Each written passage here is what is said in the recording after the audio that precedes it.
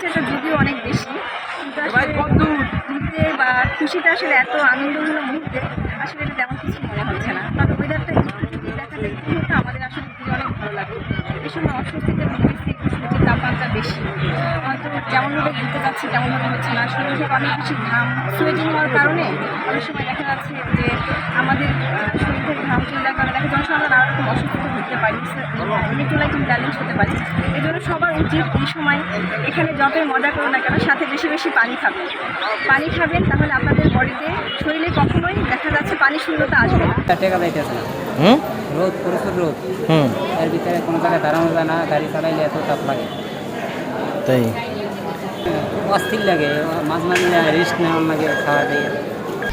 1, 2, 3 ঢাকায় জমি জিতে নিন 100% ক্যাশব্যাক সহ 20 কোটি টাকার পুরস্কার। আল্লাহ দেওয়া জিনিস গরমের কারণে আমরা বাইরে নামতেও পারি না, কাজ করতে আছি খোলা গায়ে, শরীর লইয়া মানে এত কষ্ট হয়। আর যারা রিস্কে গাড়ি চালায় ওদের তো আরও বেশি কষ্ট। কারণ আল্লাহ সুবহানাহু তাআলা ভালো জানে, গাছপালা থাকলে তো তবু একটু শান্তশিষ্টভাবে থাকা যায়, কিন্তু সেই ব্যবস্থা তো আমাদের দ্বারা নাই। আমরা পরিশ্রম করি, দিন এনে দিন খাই, এইভাবে চলতে আছি। গরমের ভিতরে কাজকর্ম করতেও অসুবিধা। করছি সেটা হচ্ছে টেম্পারেচার মেবি মোর দেন অনেক হাই এখানে। তারপর আমরা অনেক এনজয় করছি, কিন্তু আমাদের অ্যাওয়ারনেস থাকতে হবে হেলথ সম্পর্কে, যে আমরা যেন ডিহাইড্রেটেড ফেস না হয়, আমাদের কোনো সমস্যা না হয়।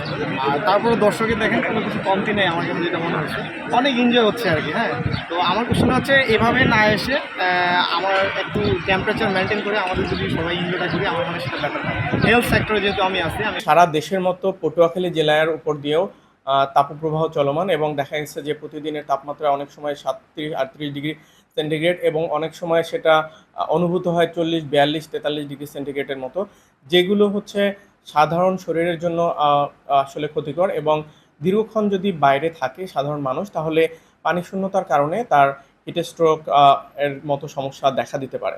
তো এজন্য আমাদের যেটা করা উচিত, পর্যাপ্ত পানি এবং পানীয় জাতীয় খাবার খেতে হবে, এবং ছায়াযুক্ত শীতল স্থানে থাকতে হবে, এবং অপ্রয়োজনে বাড়ির বাইরে ঘোরাফেরা করাটা আমাদেরকে অ্যাভয়েড করতে হবে।